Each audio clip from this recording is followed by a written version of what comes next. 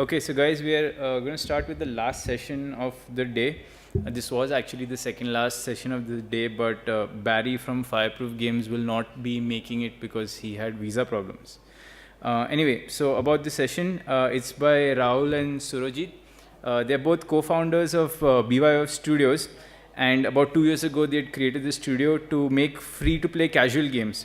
Raoul himself has over 6 years of experience building and selling games in many different avatars. He focuses on marketing, business partnerships, monetization, and his strongest belief is that in this industry, given enough time and resources, you can iterate your way to success 100% of the time.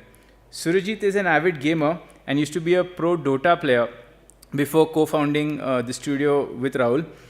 His core role at the company is to design products that they build, and he thinks that the indie games industry in India is primed for an explosion over the next few years.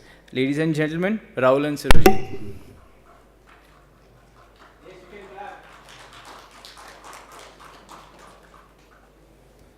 Thanks for the warm welcome, guys. Okay, so we're going to be talking about our game Bluff Party and deconstructing the soft launch. In that, hopefully, you'll glean some insights as to why, when, and how to run your own soft launch as an indie. So that's me over there on the left, Raoul Nanavati. I'm the business head of the company, and I run the business side of things, the marketing side, and I focus on monetization of our products. And I have been in the industry for about 6 years. I used to work in an in-flight entertainment company where we would make products that would fly in planes. So if you were ever in a seat and jabbing the screen in front of you, I had something to do with that. So I did that for about 4 years, went from sales to business development, ended up in product strategy. And at that point is when I realized, okay, we're making Android games for planes. There's a way bigger opportunity outside of the aircraft that we can really take advantage of and go directly to consumers. So that's when I kind of spoke to Surojit, and we came up with the idea of breaking off and starting our own studio. Hey guys, like Pratik mentioned, I'm Surojit, and I used to be a pro gamer, play a game called Dota, played nationally, internationally. While playing over the course of a few years, I realized that my real passion was to build games myself. And I found a great opportunity at the same company that Raoul was working at, WOI, which made in-flight entertainment games. I interviewed there, happened to get the job. And I ended up staying there for a good 4 years, where I was a game designer in the production team, which was in the game production team, which was about 40 people strong. And so our job was to build the games, and then we would transfer those games to the marketing department, which Raoul was heading. And then Raoul would go and sell those games to the airlines. During this process of working together in this company, we both realized that the opportunity to build games on mobile is much bigger than just focusing on a captive audience. So we decided, like he said, to branch out, start up BYOF, and eventually make games of our own for the mobile audience. All right, so what are we going to be talking about through the entire talk? We've already gone through who these guys are. We're going to tell you exactly what the game is that we made, Bluff Party. We're going to tell you, should you be soft launching your indie game? Not every game needs to be soft launched, so we're going to explain why and when you should be doing that. What are the tools and tricks you need to actually set up a soft launch? What is the capital you need to set up a soft launch and to see it through all the way? What is the time you need for that? Then we're going to actually break down how we did that and show you step by step through 4 phases what were the changes we made and what was the data we received to actually make actionable insights into our game to change retention, virality, and other things of that nature. And then the last thing, which is all the things we did wrong and what you guys should really take away from this as to don't fall into the same pitfalls that we fell into. I think that's extremely important. So those are the things we're going to be going through. All right, so before we get into the actual soft launch stuff, let's just talk about the game that we built for a second so we have a little bit of context. So the game we did build is called Bluff Party. Just by show of hands, have any of you guys heard of the card game Bluff or 420 420? Anybody? Raise your hand. Okay, great. So majority of the audience, you guys know. All right, so for the guys who don't know, all right, before I even describe the game, let me just talk about the ethos of our company a little bit. On the previous slide, you saw that there were 3 words there, which said data-driven culture. And so that is something that we firmly believed in right from the start. When we got into the industry, we started watching a lot of Casual Connect videos. We started watching a lot of NGDC videos. And we learned a lot about calculating metrics and taking actionable insights from the changes you're making and iterating on top of your game. So through that process, we realized that a nice way to conceptualize new games and build them for mobile is to take games that are proven in the outside world, which means things that are played in the physical world, because they have proven game mechanics that people already play, and there are people around the world that already play these games. So that was one thing that we focused on. We came up with a bunch of different ideas before we decided on Bluff itself. And so our first step to testing wasn't just putting it out into a soft launch. In fact, we took 10 different ideas, physical prototypes, paper-based stuff, cardboard-based stuff. We made digital versions on low-end phones. We took them down, not just to our friends and family members, but we took them down to the streets under our office. We took them to the park nearby. We woke up people sleeping in the afternoon and forced them to play our game. We found people playing cards on the bonnet of a car in the middle of the workday. We convinced them to try it out. We got feedback from literally everybody that we could. It wasn't just people close to us, but it was more important to get feedback from people far from us, people who would give us unbiased opinions. So this is one of the things that we did to actually come out to, hey, we need to make Bluff as the game. So we went through a bunch of different ideas, found the one that worked with the most number of people, and then decided, okay, this is the one that we can actually take to mobile. So the game we made was Bluff Party. Now, let me just take you through the rules of Bluff for anybody who does not know. Assume there's 3 to 5 people playing. Let's just assume there's 3 for now. It's a card game. We played with the standard deck of playing cards. Assume everybody is dealt out all of the cards. So we have, say, around 20 cards, 25 cards each, 23 cards each, amongst 3 players. Let's say player 1 plays 3 cards down, and they say, hey, this is 3 kings. Now, it may not be that the player has played 3 kings. So the next guy who plays can say, hey, I call your bluff. Those aren't 3 kings. And he flips 1 card over. And if that's not a king, then the guy who played the cards takes them back. Now, the goal of the game is to get rid of all your cards as quickly as possible. So yeah, that was pretty much the game mechanics of the game. But when we went into the design phase, when we were figuring out what exactly do we do to take this proven game concept to mobile, we realized we need to do a few things, because Bluff as a game, each game session lasts around 10, 15, 20 minutes sometimes. It's not always 3 to 5 minutes like what most mobile games need, because most mobile games can't hold a user for that long a time span. We usually focus on 3-minute sessions, 1-minute sessions, 5-minute sessions. So we identified that there were 3 tenets that we would focus on during the design phase of the game. Those 3 tenets are short session lengths, we make the game competitive, and we make the game as social as possible. Now, with short session lengths, we introduced a completely new mechanic to the game of Bluff, which is if you can see the screen over here, where the cursor is pointing, you'll see there's these hearts under each player's panel. That was a completely new take and a rule that did not exist in the physical version of the game. And I'll just explain to you. Each player has 3 lives. So if you get caught while you're calling a bluff, so if you call a bluff incorrectly, or if somebody else catches you bluffing, both ways, you lose a life. As soon as you lose 3 lives, you're out of the game. You can't come back. The second tenet, so that was one of the things we did for shortening session lengths. And due to this, we got each game to come down from 10, 15, 20 minutes down to 3 to 5 minutes of session length, which was a big deal for us, because we wouldn't have been able to move forward without making this change.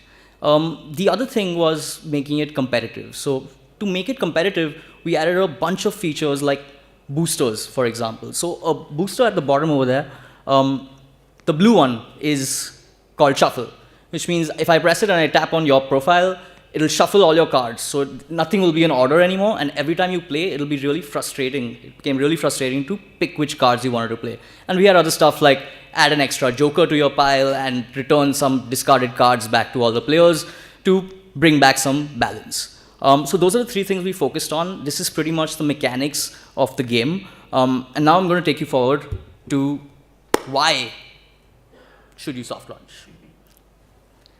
I'm just going to go back to the slide and cover the social aspect. Communication in the game was only through emojis. So if you see the profile pictures, you tap on it, it comes in a little carousel around, and you just pick an emoji, and that's the only form of communication. We went through, should we have, predefined text or a chat box or whatever. Said, hey, let's just focus on the game, let them, get through their communication through emojis, and that actually worked really well. The data came back and told us that they were using emojis in every game. Okay, so now moving away from Bluff Party and going into soft launch generically, should I soft launch my game? If you're an indie out there, you have a freemium based game that you're going after, that's when you really should be looking at a soft launch. If you have a short session arcade game where you're not really looking to monetize through IAPs, you don't really need to be doing a soft launch, in my opinion. It's really an opportunity for you to put the game out there in the real world with real players and say, hey, like, is this guy coming back? Am I retaining my users? What is my day 1 retention? What is my day 7 retention? Man, it sucks. Okay, how do I fix it? Why is it sucking? So it gives you all the opportunities to really drill down as to why your game is so bad. And then you build it up and make it the success it should be. If you want, some hard data as to which game you really don't need to soft launch, I think Flappy Bird is one of them. You're not going to learn anything soft launching Flappy Bird other than, you need to hit the lottery. Okay, how do you run a soft launch? Setting up your analytics is step 0. You have to make sure you can see every bit of data that's happening in your game. How is your player interacting with your game? You need to know when he's logged in, when his device is connected, all the way up to when he's called a bluff, how much he's spent. You need to be tracking everything. So set that up beautifully from day 1. Make sure your nomenclature is understandable to anybody in your team. That's something that everybody overlooks. It's a hard thing to do. So make sure you set up your analytics. Next, you need to be identifying what your metrics are. Okay, are you focusing on retention? Are you focusing on engagement? Are you focusing on monetization or virality? Once you know what those metrics are, you need to be setting targets for them. Okay, so you need to be saying, okay, I'm going to prioritize retention as my number 1 metric that I'm focusing on. Okay, am I going to focus only on day 1? Is that what I need to focus on first? Or is it all 3, day 1, day 7, day 30? I don't know if everyone knows these shorthands, but day 1 retention means has your user come back the next day, and so on and so forth for day 7 and day 30. Okay, so a good way to set your targets is to look at industry standards. Usually people talk about it quite openly. For your specific type of game, there are industry standards out there that will give you a good idea. Other than conversational data, you can actually look at analytic data like Flurry, for example. It will tell you for the card genre, what is the average day 1 retention. It's right there in the dashboard across all games in their system. So that gives you a great idea. Hey, if everybody's at 28% average, maybe I want to hit 35 or something like that. You can go and do your own research based on that. So setting your targets is very important. For Bluff, day 1 was 40%, but we'll get more into that in the next slide. Make sure you have enough time to do the soft launch. This is really, really hard as an indie because you're always under the gun. You're always short of funds. You're always trying to get the game out there. So before you embark on the long journey of building a freemium game that is successful and profitable, make sure you have enough time to be in the soft launch. We spent 3 months in soft launch and it was still not enough time for us, but we had to launch and we did some things to make sure we could launch without getting every single metric right. So make sure you have that time. It means you need more capital. It means you need more patience. It means you need to have the gumption to keep going with it. Okay. You also need to have a user acquisition plan. How are you going to get your users? Are you buying every user from Facebook ads? Are you going to do burst campaigns? Does that really work in a test market? You need to know exactly how you're getting your users, how much it's going to cost, and how quickly you're going to get it. So make sure you have that plan set up. We couldn't go into every single one of these, so if you have questions afterwards, we're happy to answer them. And picking your market, this is something that is really, really hard. We screwed up the first time. We went into Philippines to try and soft launch it, and it fell flat on its face, and we had to move to the next one. I'll get into detail on the next slide. But picking your market is right. Like which one mirrors your goal, the market that is your goal, which other market mirrors that the best. You need to do a lot of research to figure that out. Okay, so what did we do to set up Bluff Party? So we focused on two metrics. One was retention and the other was K factor. What it really should have been was retention, monetization, and then K factor, but we had a time crunch. I'll get into that later at the end of the talk. Our priority, number one, was retention. Okay, we wanted to make sure our game was super healthy, that if we get users, if we spend the little money that we have to get a user, they're not churning out super quick. All right, so our day 1 was 40%, our day 7 was 20%, and our day 30 was 10%. So we set that goal, had it in mind, and went on our way. We used Facebook ads as our primary source for our user acquisition. We also did Google AdWords, and we did a burst campaign in Canada, which did not work at all. It got us up there in the charts, but didn't get us any additional downloads. As I was talking about with picking the market, we started with the Philippines, and the reason we started with the Philippines, we like to keep touting that we very data driven and stuff. So we looked at Twitter to see any conversational data around Bluff, the card game. 95% of the mentions that we saw dating back to 2010 came from the Philippines. So we're like, okay, great, these guys love this game, why don't we launch it there? And the user acquisition costs are very low. We had soft launched another game before this in Philippines, and we were able to get some good download rates, and we went on our way. And the retention numbers were so low that we knew something was gravely wrong with the market and not the game. It was that low. So we quickly moved. We said, okay, let's try Pakistan. We did some better analysis there. We actually called up people, some friends in Pakistan, found out, hey, how do you play this game? Do you know this game? We did a lot of other research and said, okay, Pakistan's the way to go. And we'll add Canada in there. We know there are a lot of NRIs from India, from the South Asian region who probably play the game too. Let's take a punt at it. So that's what we did. We picked these two markets as our actual soft launch markets. All right, so that's basically the why and the how to set it up and exactly what our metrics were. Now, I'm going to take you through different phases of our soft launch, changes that we made. I'm going to show you some of the changes through visuals, and then we're going to look at the data and the impact of the changes on the data that we were looking at. So we were focusing on retention. So to start with, we focused on day 1 retention because I explained the game to you guys. So there was the core mechanics of the game were in there, which is the multiplayer card game. There was just one room that you could play in. So you press find a game and you go straight into that room. And depending on how many players were there online at that time, they'd all get put into that room. And you could play as much as you wanted. So we put this out into Pakistan and Canada. And the first set of data that we got back for day 1 and day 7 was 17.5 day 1 and 4% day 7. Now, based on the previous slide, you saw that our targets for day 1 and 7 were 40 and 20. And here we're only at 17 and 4.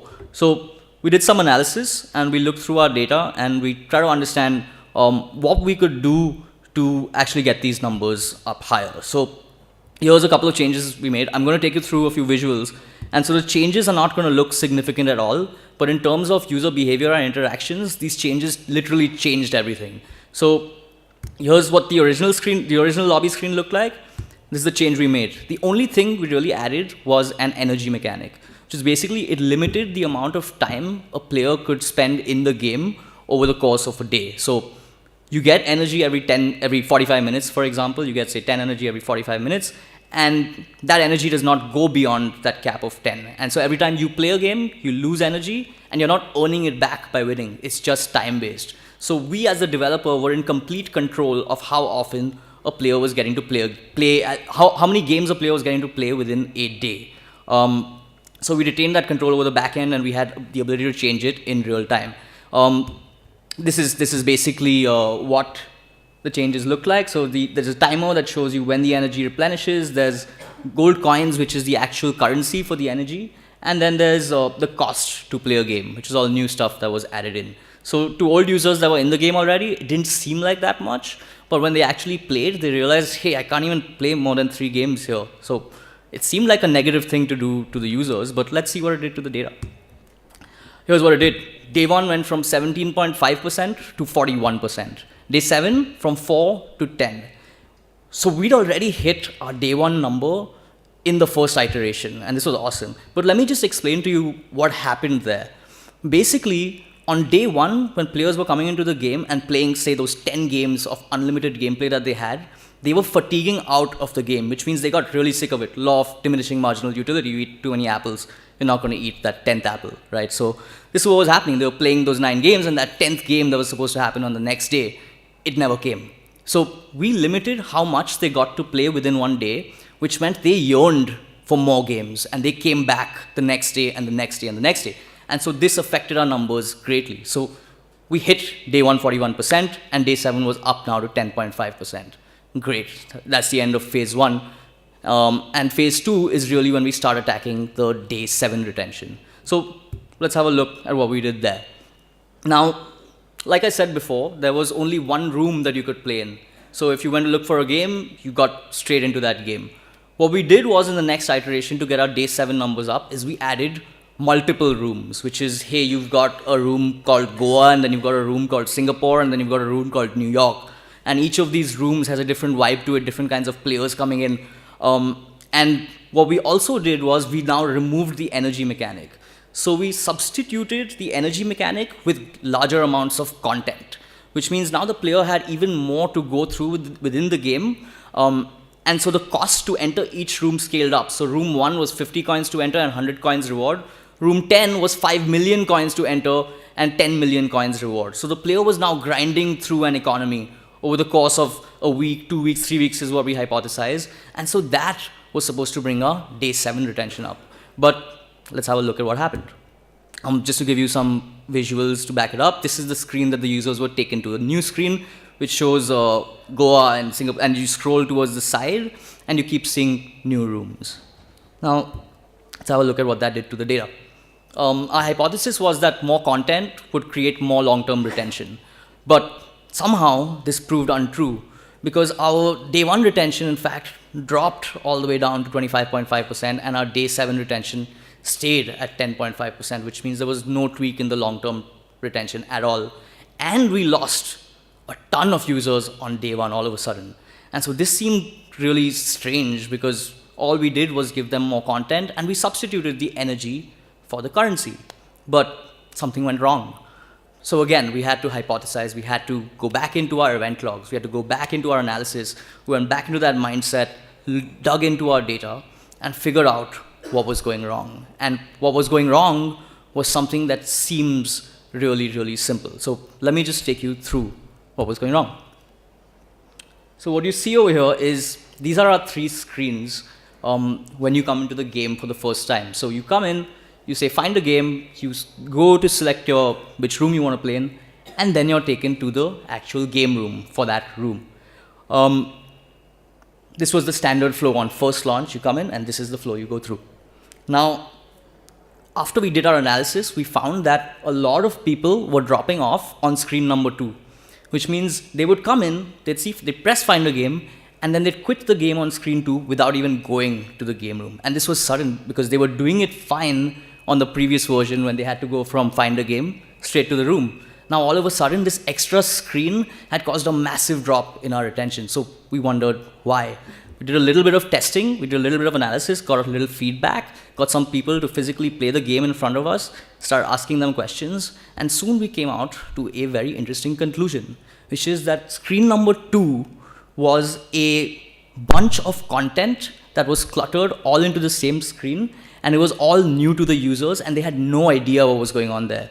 So that screen was basically overwhelming the user to the point where they felt like, what the hell am I doing here? What is all of this? Why is there Goa? Why is there Single? This is a card game, right? So all of these questions forced the user to leave the game and dropped our retention down. So this is eventually what we came, and the solution we came up with was quite simple if you come to think of it. So all we really did, we changed the flow a little bit. We sent the user on their first launch, if they press find a game, they go straight into the game room. They don't select which room they want to go to. In fact, when they quit the game or they come back to the lobby a second time, which is not on the first launch, and then they press find game, it's only then that they get taken to the room selection screen, which means that the flow went right back to the original. Players weren't getting overwhelmed on their first launch, and now every time they came back to the lobby when they had to find their game, we also added an indicator with a little hand, that little white hand you see there, was something new we added. And that was something that was critical to dragging the user through the whole experience based on how we wanted them to go through with it. So now we control the flow. We control the flow not just through screen transitions and changes in how the screens transition, but also in terms of where we were pointing the user. So we had complete control of how the user was flowing through the game. Now this is the change we made, and remember our retention had come down from 40 to 25.5. And our day 7 was at 10.5. What this change did is it got us up to 32.6% day 1 retention, much closer to the 40. And for the first time, we saw our day 7 retention come up really close to that 20% golden number that we had set for ourselves. And so now all of the things that we had built around the core mechanics were starting to play really well with each other in terms of how the users were interacting with the game. So this is how we attacked our day 7 retention, built in more content, identified what the issues were in terms of screen transitions, and forced the user in a certain direction to get those numbers up. Now, we were pretty close at this point to hitting our targets of 40 and 20, day 1 and day 7. But we spent a lot of time iterating and making changes, and things like small things that we thought would tweak the numbers to get them where they should have been, but they just didn't move up. Nothing changed for a long time. It was almost a month where we were scratching our heads. Every change we made wasn't doing anything. So we decided, hey, let's take a little deeper dive into our analytics. Let's try and understand what's happening with our players a little bit more. Let's try and get a little bit more about them before we jump to any of these conclusions and make any changes. And so what we did was we went into our Flurry event logs. And now our game is a real-time multiplayer card game. Everyone's playing together. So you need an internet connection throughout. We had a login flow where the user comes in from splash screen to login. So your Unity splash screen, the game splash screen, and then you log into the lobby, which is the find a game screen that you saw before. And so that process is around a 2 to 7 second long process. And we had, on the left-hand side, if you see, we had 3 events, the red block over there on the left. We had 3 events during that 2 to 7 second long process. What we did was we added 10 more events. We added 10 more parameters. We tracked everything that was happening in between the splash screen and the login screen, but 10 times more than we were doing before. So on the right-hand side is what we actually changed our logs to, which is now we're getting not just the fact that the guy's opened the splash screen, we're also getting how many times he's launched the game before that. We're also getting what kind of network he's coming on, whether it's Wi-Fi, whether it's 2G, 3G. We're getting what server he's currently connecting to. We had a lot of different interactions between our multiplayer backend and our AWS server. So we were literally tracking now everything. Every connection that was going in, we had a marker on everything. We had an event set on everything. And so now what this did was it gave us complete visibility into every network issue that the player was having at every stage of the game. So that means every user that came in, every session that was logged, we knew what connection they came on. We knew what problems they'd face. And so what we did was we added contextual messaging. So basically, if you've come into the game on 2G and you're getting lag or you're getting delay, the game would tell you, hey, it's your connection that's the problem right now. Why don't you try when you go home? Or why don't you try when you're not traveling? Or why don't you try on Wi-Fi instead? And so this put the ball in the user's court, and the user could decide, hey, it's not the game that's screwing up, it's me. So I should go back home and try the game. And so at least this was our hypothesis. And it turned out that our hypothesis was correct, because every time when we made the change to explain to the user that it's not the game that's breaking, it's the internet, it was a simple communication thing, it got our attention back up to exactly where it needed to be. Because now the same sessions that were dropping off and never coming back, these same sessions had users coming back. The same users were coming back 4 hours later, were coming back 8 hours later, 12 hours later, 2 days later. At some point, they would come back because they knew, hey, I can fix this problem and I can play this great game. So eventually, after all of these changes, and a lot more changes that I haven't mentioned, we did finally get our day 1 up to 42.8, and our day 7 retention up to 21.1. So we finally hit our retention numbers, which was great. And now we talk about what the next phase was once we hit our retention. So yeah, Baba went through all of the retention-based stuff that we did during our soft launch. We now had one last phase left in our ammo. So we didn't have more than this in terms of flexibility. We didn't have the funds to do it or the time. We'd already spent now, including the soft launch, about 10 months in dev and soft launch. Everyone was itching to go live and to stop investing in the game, and we wanted to put it out. So ideally, we would have gone right after monetization, but the discussion we had was, hey man, if retention took this long, trying to fix monetization is going to take probably about the same time. We're going to have to iterate on the inventory. We're going to have to change bundles. We're going to have to test all of that type of stuff with our in-app products. So we said, hey, okay, we have one shot left. Let's try and get virality to go up so that when we launch, we have good momentum in terms of organic downloads to then use the 2-3 months after launch to fix the monetization on the fly. Spoiler alert, that was not the right call to make. We should have gone after monetization for everyone about to go into their soft launch. Definitely don't give that up. What we did though for virality, and it did work, was we did two things. We added contextual invites.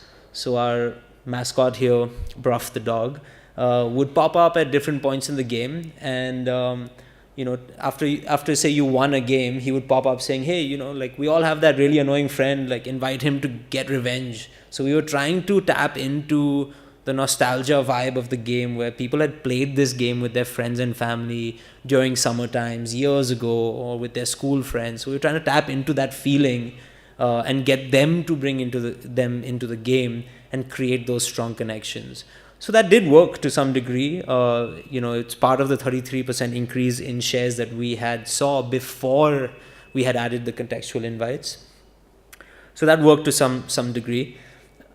The second thing we did was a little bit of a black hat strategy, which was telling the user that we'll incentivize them sharing on a WhatsApp group.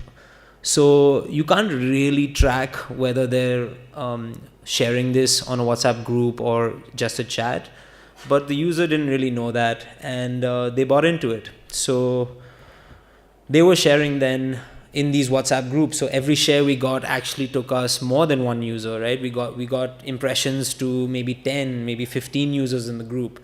So that brought our shares up as well. So to an overall increase of about 33%. So we said, okay, great. We're at a pretty healthy level for virality as well. Why don't we launch? And that's what we did. So we ended our soft launch there. We did our global launch on April 1st of this year. And we got featured by Apple in the India App Store. And yeah, that was the end of our soft launch. So what I'm going to do now is talk to you guys about what are our problems and failures with this. Okay, as an indie, these are the things that you're going to have to face. You're going to have a lot of real questions to ask yourself. Do we really have enough money and capital to push ourselves through an entire soft launch month after month? How are we going to do it? So do you have enough UA budget to take you all the way through to a soft launch? Make sure you have that. We didn't.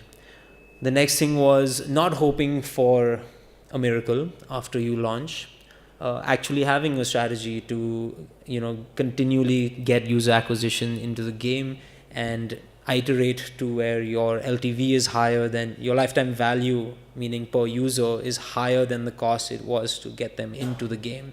That's ideally where you want to get and what the final end goal of a soft launch should be. So focus on that. Some technical stuff we went through. Just when we started building the game, the Unity UI layer was just introduced, and we didn't really have much history there or stuff to look at to not make these mistakes. So we built the entire game on the Unity UI layer, which was a massive problem. Led to a lot of overheating and a lot of battery drain on devices on Android. So I would strongly suggest don't make your entire game on the Unity UI layer.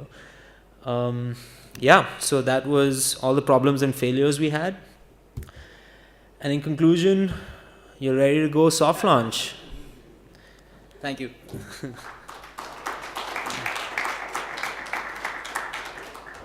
I think you mentioned all of the soft launch markets. I think it's most important to understand what your target market is. So ours was India. So we said, and the game Bluff. So it was very contextual to that game.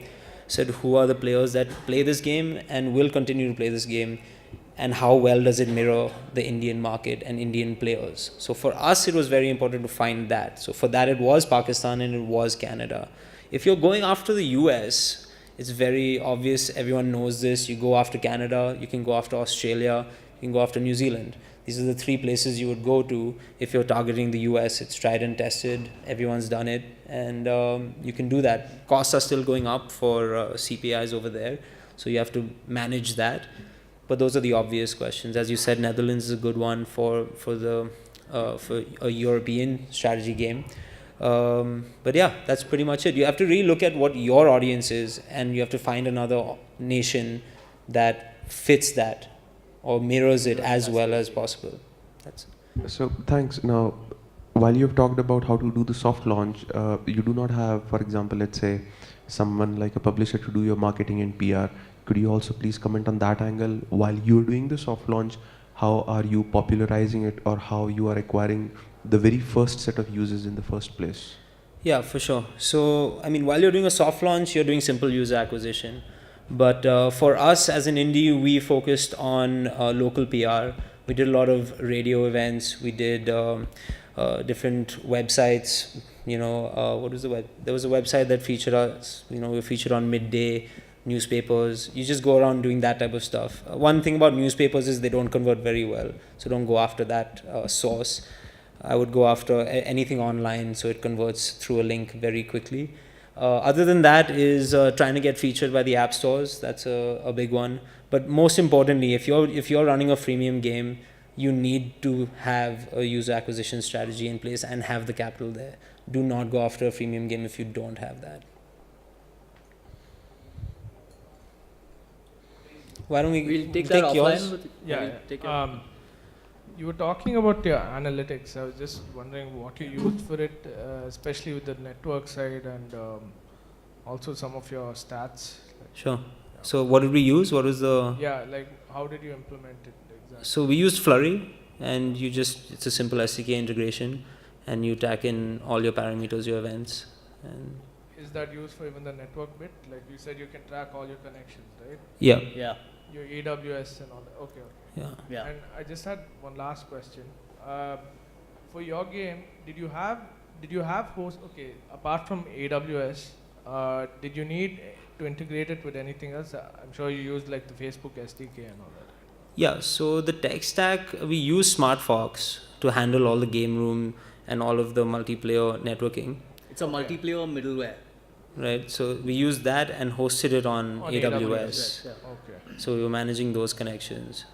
And it was a client server system for. Yeah, Yeah. correct. Okay, yeah. That's it. Thanks. Okay.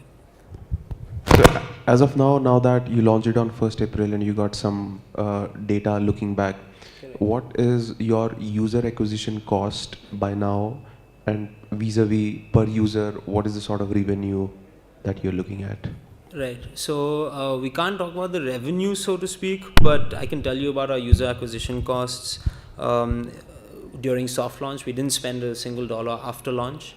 We got our acquisition cost down to 20 rupees per user for everything, and we got in about 5,000 to 7,000 users. So that's what we spent during the soft launch. So for the first time, in order to get the users, you had about 5,000 users and you spent about 20 rupees That's per correct. user. Per That's about user. like 1 lakh That's rupees correct. That's as a correct. marketing budget. Yes. Soft launch budget, not marketing Not, budget. yeah. It's only during the period of soft launch. Where all did you spend this money? AdWords, or how did you spend this money? Yeah, so as we mentioned, it was on Facebook, Google AdWords, and on burst campaigns. One burst campaign. So I want to congratulate on the game and for sharing all the learnings. It's been really insightful. So my question is basically, in the beginning you asked if anybody had played Bluff. At that time I didn't raise my hand. But when I saw your first screen, I remembered Bluff. So my question is, why doesn't your app icon actually have a card or something in it, and so that it's identifiable? Yeah. In the icon? Yeah, app icon. Yeah. So I'm not going to get technical, but it does have cards, but the back of them, maybe that's something we need to work on the icon with. So it's so we actually did. So another point we can mention here is that we actually did test the icon. So Google Play has a feature where you can test your icons. So So you did use them. Yeah. So we tested 6 icons, and this was the And winner. this is the one which was working. All right. Thank you. Did you plan to release this game for Steam? No, No. we didn't. We focused on mobile at that time, just as a strategy.